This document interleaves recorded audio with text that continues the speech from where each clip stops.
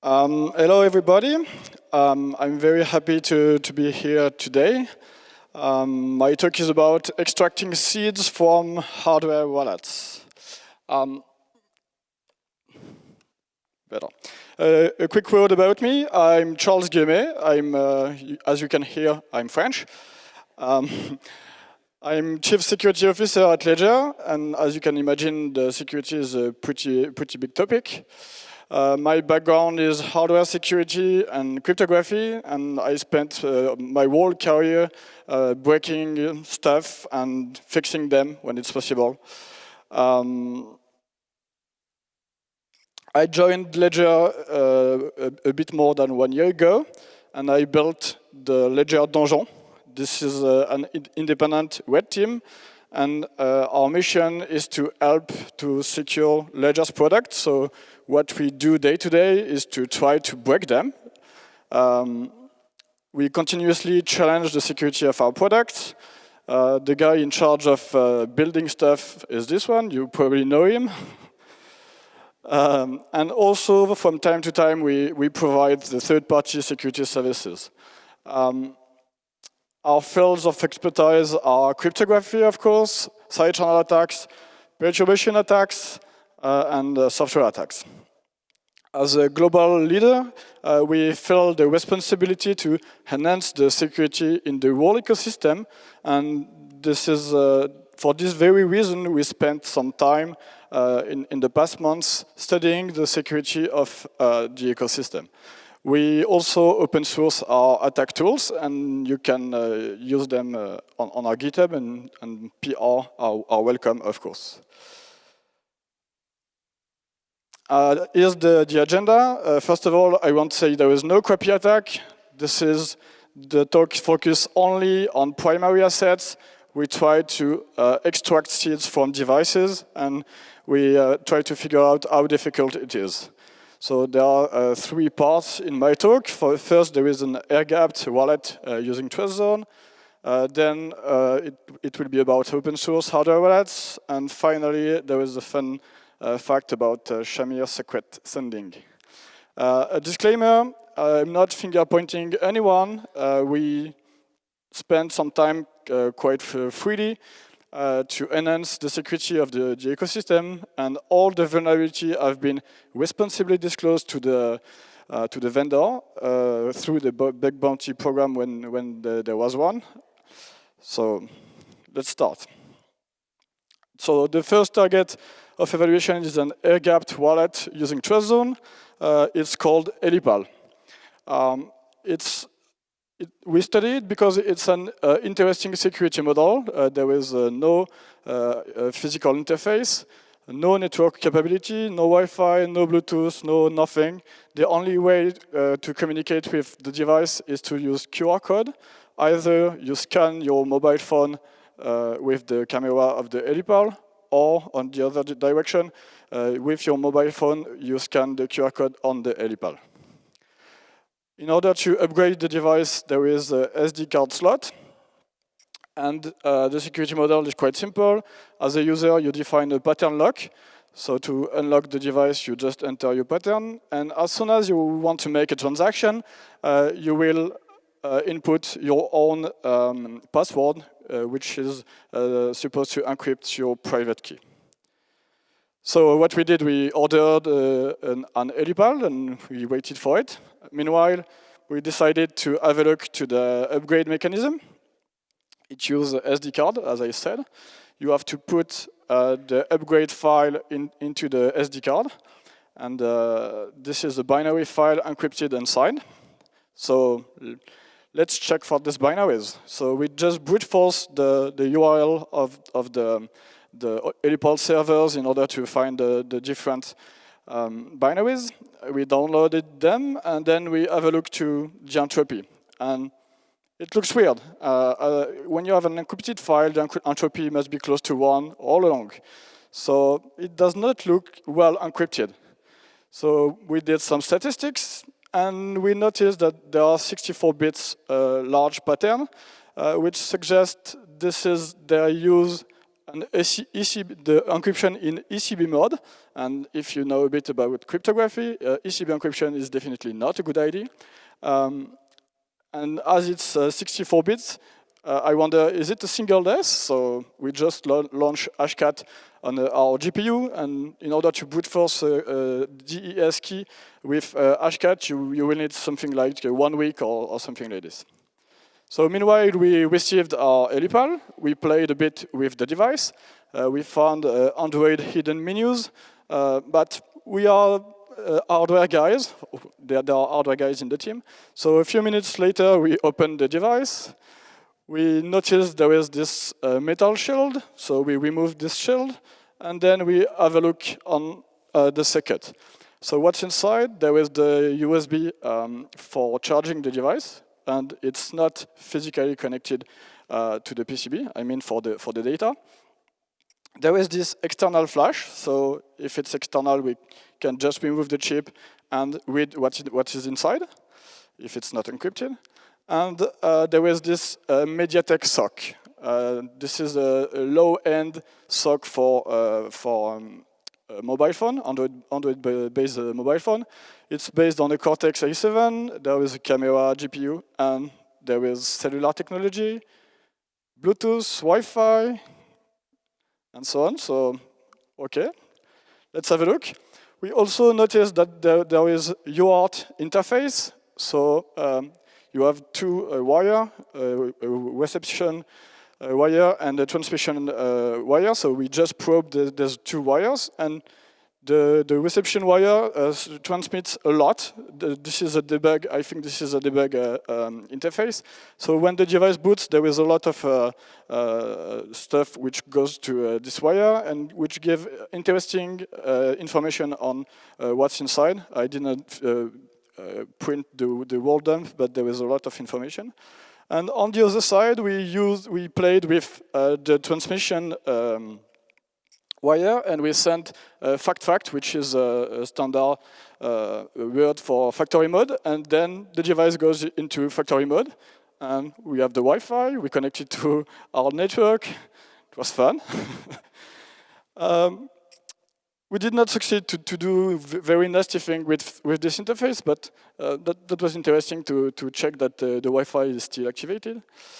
So let's play with the USB. As I said, the USB is not physically connected, but there are pinpoints of the PCB on the PCB.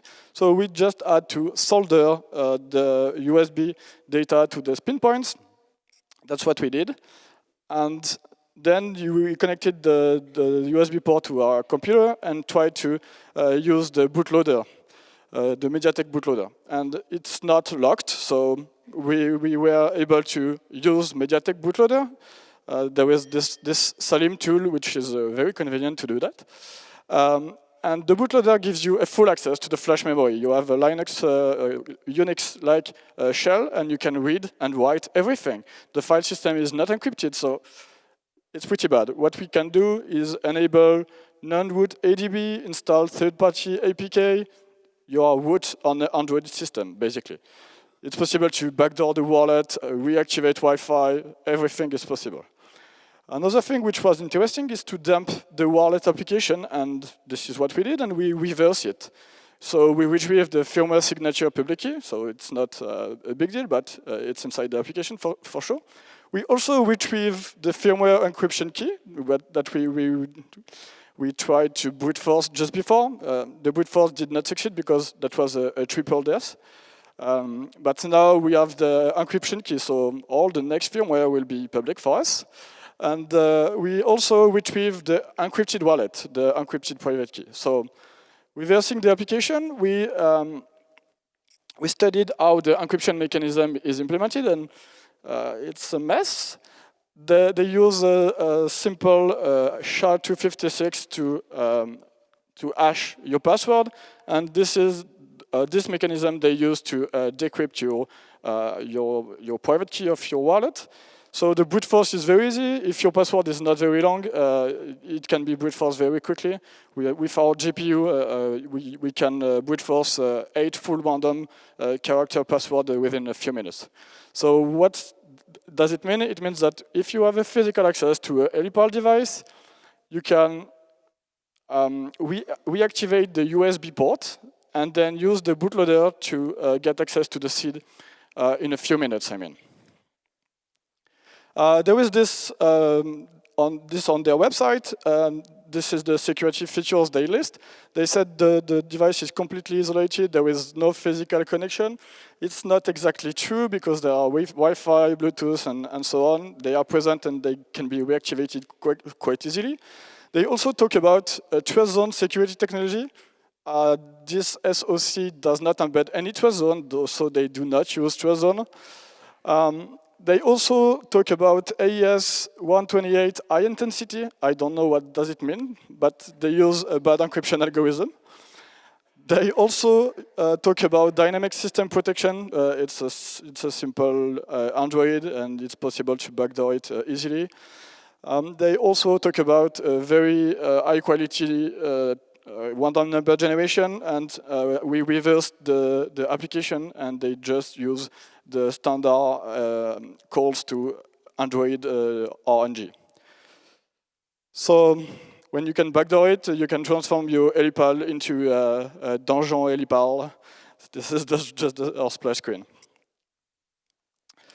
So we responsibly disclosed this to Helipal 3 months ago, and we had a very good relationship with them. They updated their device. They even come in Paris to visit the donjon, and we talked with the design team. That was very cool. They said they updated to version 2. We did not check anything, to be honest. I don't know if it's well patched. I hope so. But it also triggered the bounty program creation at Helipal, so I'm pretty proud of this. So, and they even sent us a small bounty reward, so thank you for this. They made a press release thanking Ledger for our work, so thank you, Helipal. So the second target is open source hardware wallets, and I'm going to present 2 different attacks. The first one is an attack consisting to guess the pin, and the second one will extract actually the seed. So this is about Trezor and all the clones. This design is open source, and it's a very interesting design. And at Ledger Donjon, we love side channel attacks, so we wanted to break everything with side channel attacks. So we decided to try to break the pin verification with side channel attacks. Usually, it's not a real attack path because it's very difficult to implement side channel attacks with very few traces. But as the microcontroller they use is not designed for security, we decided to try. The principle of side channel attacks, for those who are not aware of this, is to measure the power consumption of the device during its computation and try to figure out if there is a correlation between this power consumption and the data which is handled in the device. If there is such a correlation, side channel attacks consist in trying to exploit it in order to retrieve this data. When it's a key, it's a problem. So the typical setup looks like this. There is the device under test. There is a computer which is in charge of discussing with the device and the oscilloscope. And the digital scope is just in charge of measuring the power consumption of the device. So looking at the Trezor pin code, it's a very simple pin code. When the user presents its pin, the code just scans the pin, 1 digit after the other, and compares it with the correct value which is stored into the flash. So what we did, we took a Trezor device, and we sent a lot of different random pins and tried to figure out if there is such a correlation. And as you can see on the trace, the peaks correspond to a correlation between the power consumption of the device and the value of the stored pin.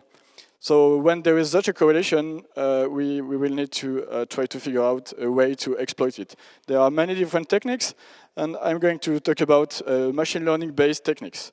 You probably know the computer vision problems, which consist in recognizing cats and dogs on pictures. To do so, you feed your machine learning algorithm with a lot of pictures, and you explain this picture is a cat, this one is a dog. So you train it, and when it's sufficiently trained, you feed it with an image, and you request it, is it a cat or is it a dog? And it gives you a probability for this very picture to be a cat or to be a dog. So we can do this in a very similar way with a digit of pins. We take a device A, the white tweezer here, and we record the power consumption of the device when it compares the pin value for each digit, each value possible for the digit. And we train our machine learning algorithm to understand what looks like power consumption of the device, of the tweezer device, when the digits equals 1 or 2 or 9. And on the device B, the device which has been stolen by the attacker, we'll just measure the power consumption of this device, and we'll ask to our machine learning algorithm, is it a 1 or 2 or 3? And it will give us a probability for each trace to be 1, 2, 3, and so on. So putting everything together, we get a device A on which we will learn the behavior of the power consumption of this device as a function of the value of the digit. And on the device B, the attacker gets a physical access to the target, and he will enter a random pin, measure the power consumption of the device, and will ask to the machine learning algorithm what's the most likely value of the pin. Then he will try this pin on the device. If it's correct, it's finished. You have found the correct pin. If it's not, you have measured a second trace, so you have more information that you will ask to your machine learning algorithm, what's the most likely value of the pin, and so on. And on average, 5 tries are necessary, are enough to guess the correct value of the pin. On tweezer, you have 15 tries, so it works all the time. Enjoy or not, it depends for who.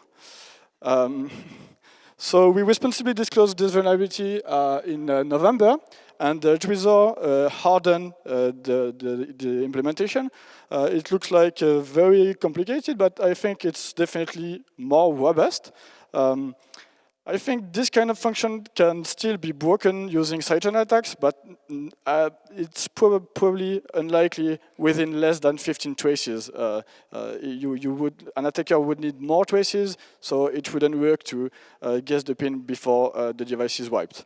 They thank us for bringing this to their attention, so it was great.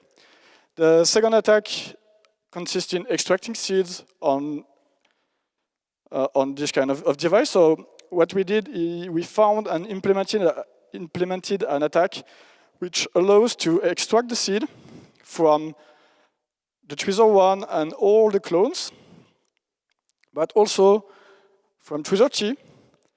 And unfortunately, there is no way to fix it. I mean, it can be done on every firmware from now and also in the future.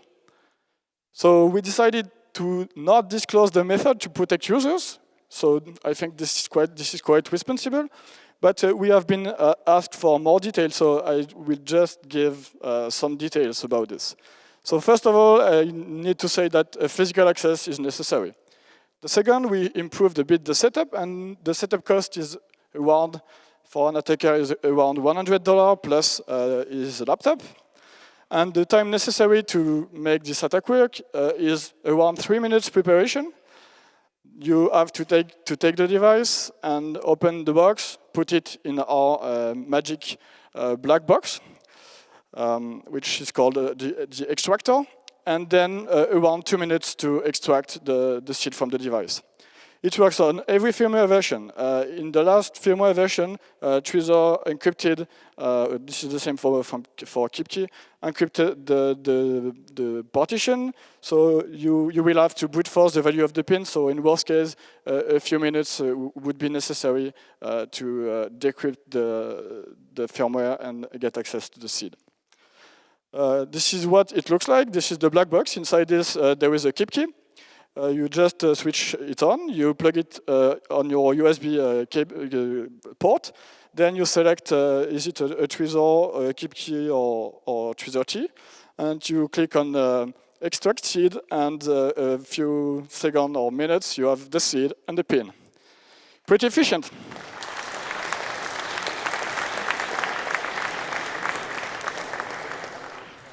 I've seen recently on Twitter that Trezor got a security certificate. I'm not sure, but it might be a fake one. We responsibly disclosed this to Trezor in December, and as it cannot be patched, they did not patch. They improved their firmware, encrypting it with the pin, but it does not completely solve the problem. So they suggested the physical threat is out of the threat model. So don't, if you have a Trezor, try to be not stolen. Otherwise, you can use a long passphrase. When I say long passphrase, if you want to have the same level of security as your 256 long bit seed, you would need 36 long random characters. So it has been disclosed to Trezor. We work together in order to find a solution, but there is no. But at the end, they gave us a bounty reward, so thank you for this. It was cool. And they also thank us in press release and stating they were aware of this. And the last attack is Shamir secret sending. The target of evaluation here is HTC Exodus. This is a native Web 3.0 blockchain phone. I don't know exactly what it means, but it means that this is a hardware wallet which uses trusted display, secure enclave, and there is a nice function which is the social key recovery. They use a nice SoC, which is the last Qualcomm Snapdragon. This is a very nice SoC, so probably a good phone. So this is the general scheme of Trezor, but we have a look to the Trezor and to the applet. We found some problem, but this is not my talk. My talk is not about this today. So we studied the social key recovery, which is a very interesting function. When you want to back up your seed, you have to write your words into a sheet, a paper sheet. You need to avoid to lose it and so on. So they found a very interesting feature, which is social key recovery. As a user, when you generate your seed, you will choose in your contact list what they call trusted contact, and you will ask them to install Zion app. This is an application, HTC application. And when you generate your seed, your trusted contact will receive a share. And this is the 3 out of 5 scheme. That means that 3 shares are necessary to reconstruct the seed.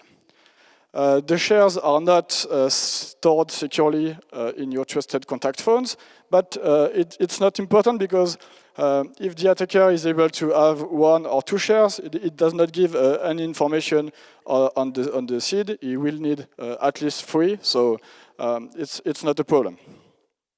If you're not aware of Shamir secret sharing, it looks like this. When you generate your seed, you will also generate degree 2 polynomials, and you will generate randomly 2 numbers A and B.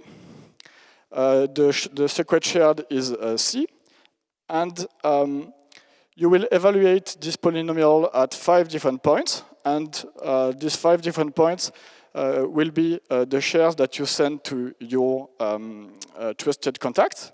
And thanks to the Lagrange theorem, only 3 shares are necessary to retrieve the value of the polynomial, and then to evaluate it in 0 to retrieve the secret. So this is Shamir secret sharing. This is a very nice scheme, and it works perfectly.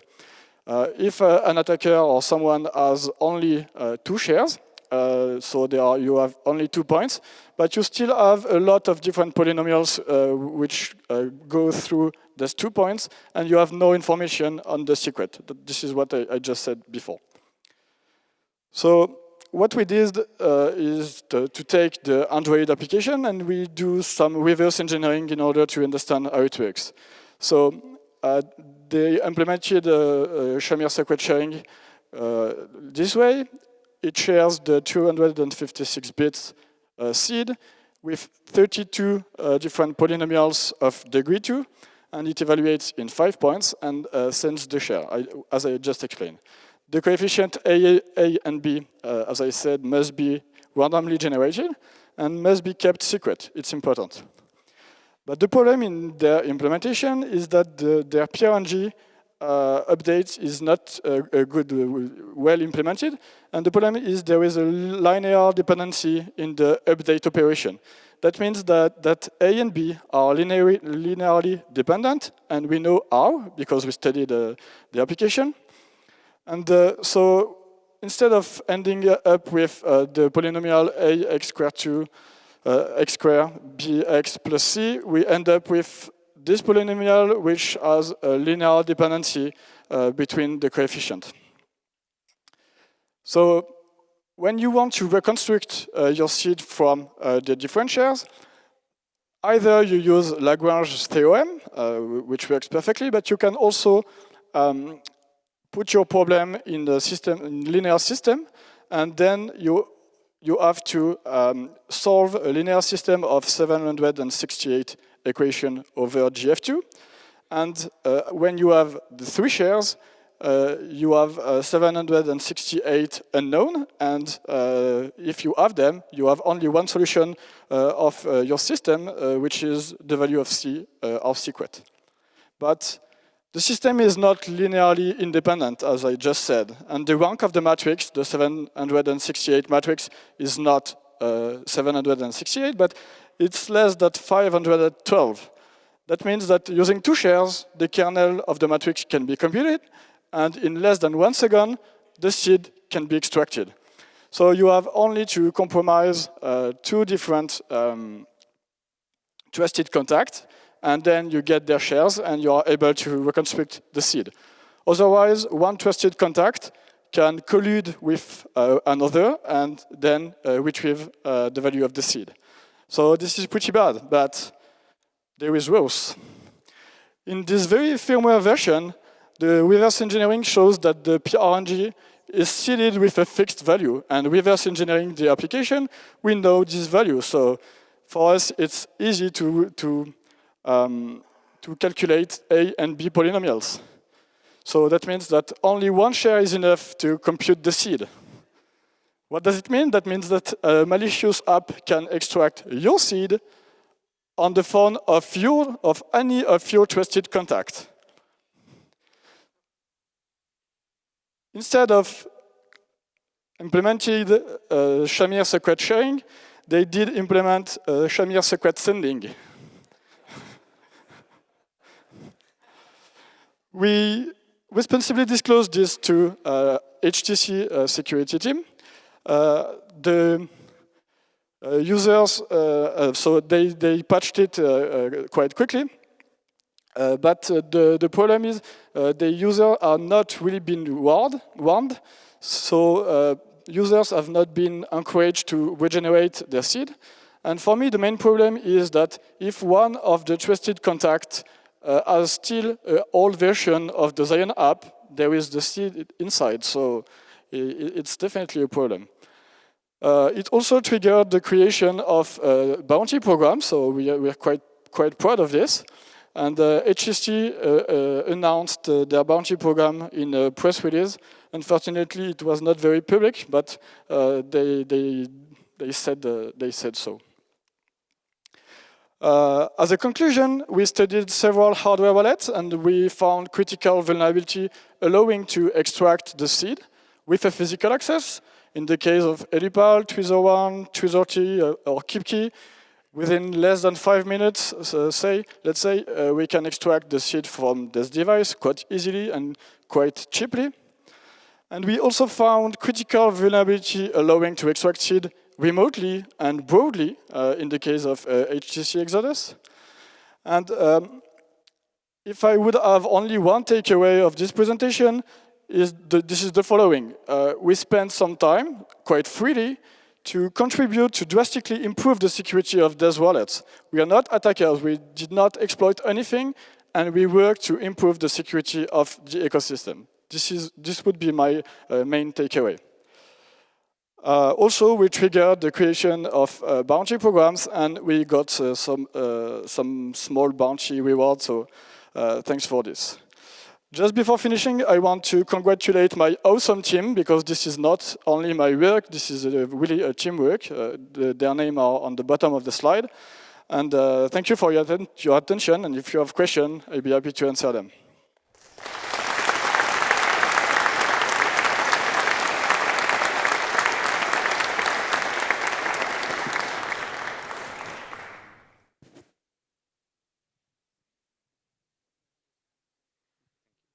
Thank you. A question, the seed extraction, is this also possible with a Ledger hardware wallet, or is it implemented differently, the black box seed extraction? Thank you for your question. I did not really want to make some advertising for Ledger, that was not my point. But what we use in our architecture is called Secure Element. Secure Element is technology, quite old technology. It has been designed for smart card, for your banking card, for your passport, and so on. And it has been designed explicitly to resist to physical attacks. I won't say it's impossible to break secure elements, but there is a lot of literature around this, a lot of work. This is a complete industry which tries day to day to break secure element and to counteract the attack. So this is far away more difficult to break a secure element. This is what I would say about this.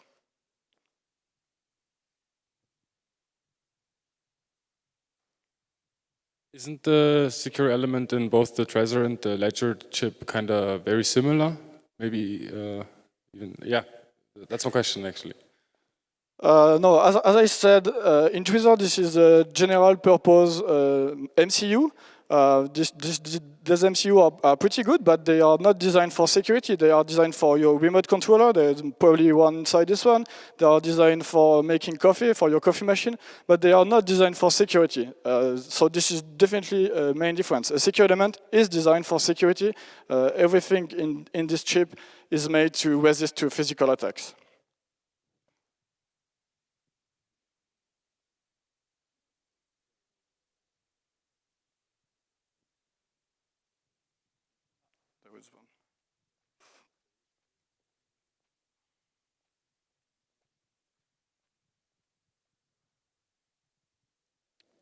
Yeah, your black box attack, is it trivially detectable afterwards, or would it fit into a supply chain attack? This very black box, the extractor, it takes the device. We have to open the device and so on, and then extract the seed. So it does not allow supply chain attacks, but it's also possible to design supply chain attack. I did not talk about this here, but we found several different supply chain attacks on this kind of design, just because the chip is not designed for this.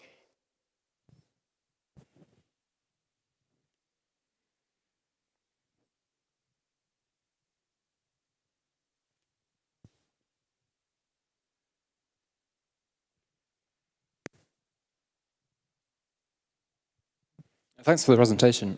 So I agree with you. I think it's great that different teams are trying to break each other's wallets, and that's really strengthening the hardware wallet ecosystem. I just wonder though, when you present these attacks, whether you could also make some caveats and talk about the trade-offs between the designs of different wallets. Let's say Trezor versus Ledger. You obviously think that Ledger is a more secure solution than, say, Trezor. And so perhaps you could talk about why you think that is. Is it the secure element that you talked about? Is it because Ledger has closed-sourced hardware, so it's harder to hack Ledger? And also, perhaps you also think your team is more competent than Trezor's? I think my team is very good, for sure. What I could say, I would love that we would be able to open source our firmware and everything. I would love this. The problem is the secure element industry has organized itself during 30, 40 years now. And in the secure element industry, they took the habit to make it everything very obscure. But there are third-party security evaluation by accredited laboratory and so on. The code is audited extensively. Everything is audited, and the secure elements are evaluated. I mean, a lot of attacks are implemented to be sure that everything is okay. But if you want a secure element for today, you have no choice no other choice than using this secure element, and this secure element does not allow to open source the code. The problem is in our firmware, we use all the intellectual property of our IC manufacturer, and if we open source our firmware, we will reveal information about this secure element, and for this very reason, we cannot open source it. So today, if you want to have a high level of security, you have to use secure element. This is my point. I work in secure element industry for more than 10 years, but you cannot have open source and secure element for now. I would love that we fund something to make open source secure element. If you are okay with this, we can launch a project. That would be great. But for now, it simply does not exist.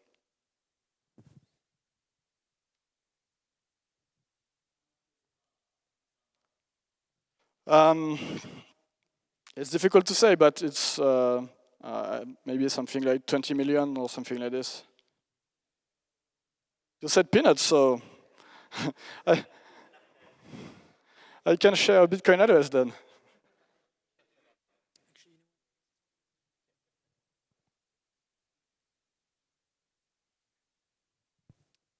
You mentioned that for the Trezor key extraction attack, you need to protect with a 256-bit password.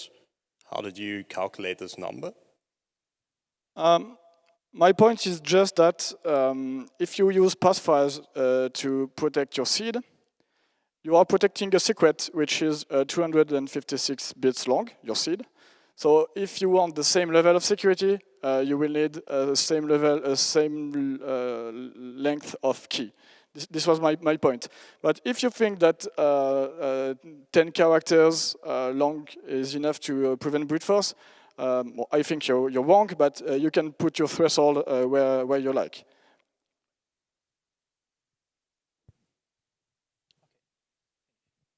I'm sorry, there is no time for more questions. Let's take it offline, okay? Thank you.